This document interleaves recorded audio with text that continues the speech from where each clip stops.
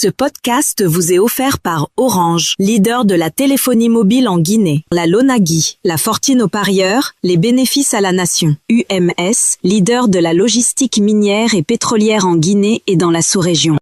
Bonjour à toutes et à tous et bienvenue dans Guinée News Podcast, votre rendez-vous d'analyse et de décryptage de l'actualité guinéenne.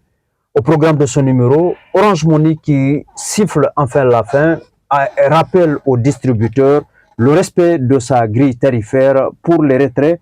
Ensuite, le parquet qui requiert la fin des poursuites dans l'affaire des 14 millions de dollars impliquant Souleymane Bereti alias Apache.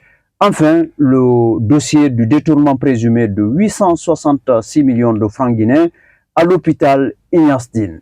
À mes côtés pour décortiquer tous ces sujets, Madi Bangoura, journaliste et chroniqueur à Guinée News. Bonjour Madi. Bonjour Souleymane, bonjour à tous nos abonnés. Madi, tout d'abord, ce sujet qui concerne directement le quotidien des Guinéens, les opérations de retrait via Orange Money. Dans un communiqué publié récemment, l'opérateur sort du silence et rappelle à ses distributeurs qu'ils doivent respecter strictement la grille tarifaire officielle. Oui, ce rappel n'arrive pas par hasard. Depuis plusieurs semaines, certains utilisateurs se plaignent de frais supplémentaires exigés dans certains points de vente, certains points de retrait plutôt, des pratiques qui ne respectent pas les tarifs fixés par l'opérateur.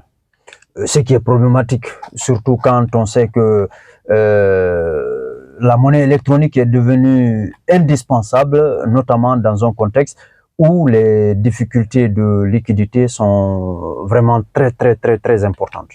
Exactement, Souleymane. Orange Money veut donc protéger les consommateurs et maintenir la confiance dans le système.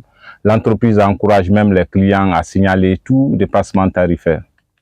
En somme, derrière ce simple rappel se cache donc un enjeu plus large, la régulation d'un secteur devenu stratégique pour l'économie nationale.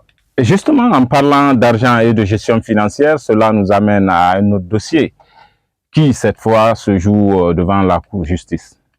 Le parquet, il faut le dire, du tribunal de Kaloum a requis la fin des poursuites contre Souleymane Bereti, alias Apache, par ailleurs directeur général de la Chambre d'agriculture, et ses co-accusés dans l'affaire dite des 14 millions de dollars, Madi. Oui, pour rappel, cette affaire oppose Afriland First Bank à la Chambre nationale d'agriculture de Guinée. La banque estime que certaines opérations financières auraient compliqué le remboursement d'un prêt important. Notamment un virement de 14 millions de dollars vers la Banque centrale, ce qui serait au cœur du litige. Justement, Souleymane, mais lors de l'audience, le parquet a estimé que les infractions reprochées, comme l'organisation frauduleuse d'insolvabilité ou le faux, ne sont pas suffisamment établies.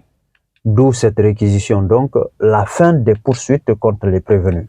Exactement, mais il faut préciser que la décision finale appartient au tribunal, qui doit rendre son verdict dans les prochaines semaines.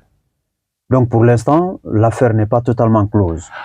Pas encore, mais ce dossier illustre bien la complexité des litiges financiers impliquant les institutions et autres structures publiques. M'a dit un autre dossier judiciaire, mais cette fois lié à la gestion des fonds publics qui focalise tout aussi l'attention ces derniers jours. Oui, il s'agit du dossier de détournement présumé de 866 millions de francs guinéens à l'hôpital Ignace Dine. Dans cette affaire, plusieurs responsables de l'hôpital étaient poursuivis, dont le directeur général, le professeur Mamad Dadi Baldé. Les accusations faisaient suite à un audit administratif, il faut le rappeler, qui évoquait des irrégularités dans la gestion financière de l'établissement, l'un des plus importants du pays.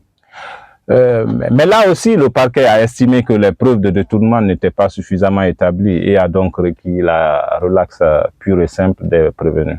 Ce qui montre par ailleurs que dans certains dossiers, la frontière peut être très mince, voire floue, entre erreur de gestion administrative et infraction proprement dite. Exactement, et ces affaires rappellent aussi l'importance de la transparence dans la gestion des ressources publiques, notamment dans des secteurs aussi sensibles que la santé. Merci Madi Bangoura pour ce décryptage. Merci à vous de nous avoir suivis encore dans Guinée News Podcast. N'oubliez pas de partager cet épisode et de nous suivre pour d'autres numéros encore, mais aussi le reste de l'actualité nationale sur guineanews.org et toutes les autres plateformes de Guinée News. Au revoir.